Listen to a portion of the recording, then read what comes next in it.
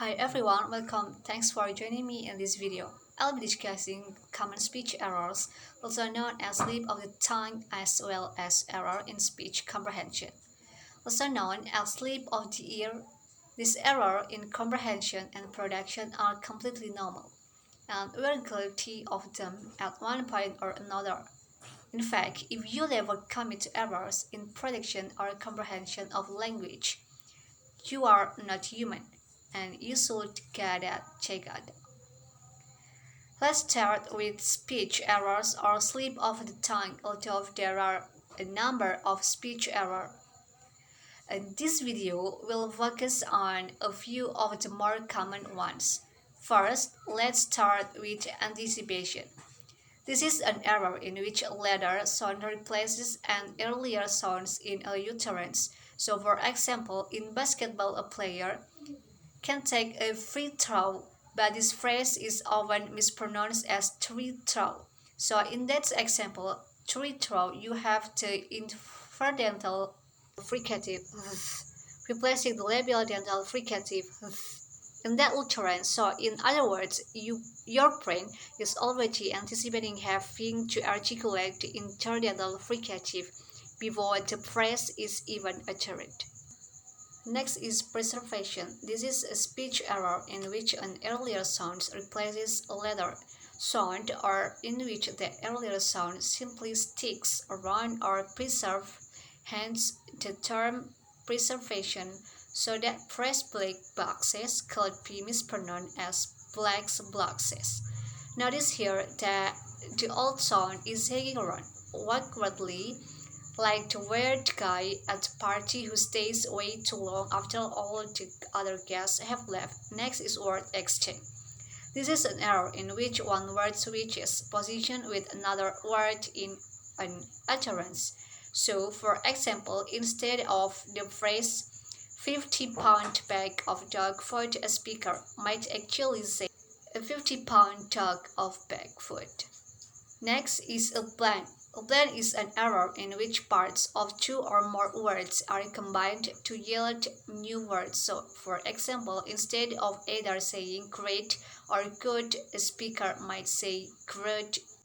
So they've taken the syllable onset "gur" from the word great and combined it with the syllable rhyme "yod" from the word good, yielding good. I don't see what the problem is with that. It's a perfectly good. Next is metathesis. Metathesis is a speech error in which two sounds switch position with one another. So, for example, in the phrase milk and honey, this could be mispronounced as helk and money.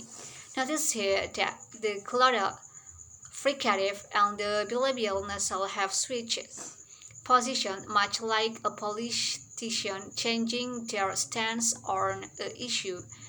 It's important to note that metathesis as a speech error is not to be confused with metathesis as a co-articulation effect, such as in the pronunciation of asked as act. This is often a feature of some speaker dialect of English. Next is a spoonerism. This is a kind of metathesis that involves sounds or sound clusters switching position with each other. A crossword, and this results in memorable phrases such as the dear old queen becoming the queer old teen.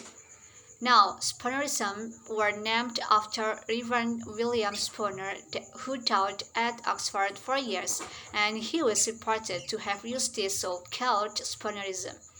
Although it's actually unclear whether he did so, and if he did, whether they were actual speech errors of or if they were intentional mispronounced used for comedic effect.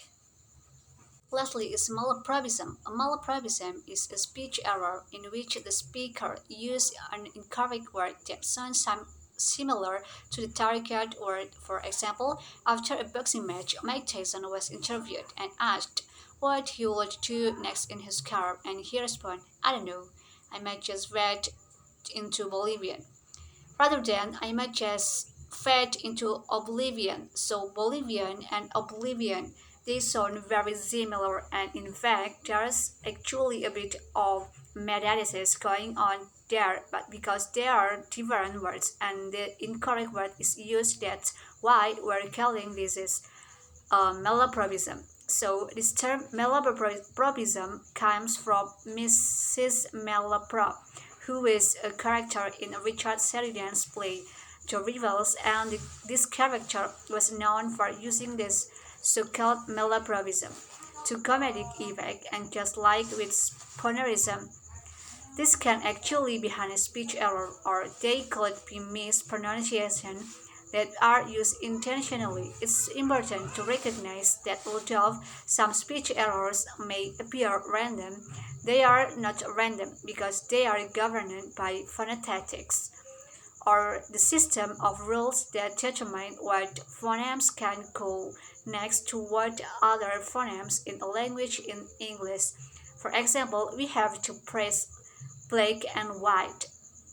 So we would not expect an English speaker to say something like black and white. Why? Well, that's because in English, wool, the sound sequence cannot form a syllable on onset in English. However, instead of the phrase black and white, a speaker could say whack on plight, not only because whack and plight, but represent permissible syllables in English, but they are both actually words in English. So why do the slips of the tongue happen at all? Well, there's a number of reasons. I mean, a speaker could be tired, they could be distracted, they could be multitasking, or they could be feeling perfect and they just make a simple mistake. Remember, these speech errors are totally normal and we all do them at some point, but they do offer a really unique window into the complex process of speech seduction. I mean speech production. Now let's discuss error in comprehension or lip slip of the ear. We have all done this at some point or another. Often it happens in casual conversation where we just misheard somebody and we misunderstood what they say because we have incorrectly parsed the words that they have used. But the more memorable examples of slips of the ear happen with misinterpreting song lyric in music. So for example, if you can think back on that famous Elton John song Tiny Dancer, you could be forgiven if you mistook the lyrics as Hold Me Closer, Tiny Dancer, and actor instead of Hold Me Closer, Tiny Dancer. Maybe you remember Jimi Hendrix's song Purple Haze, and he says, "Excuse me while I kiss the sky."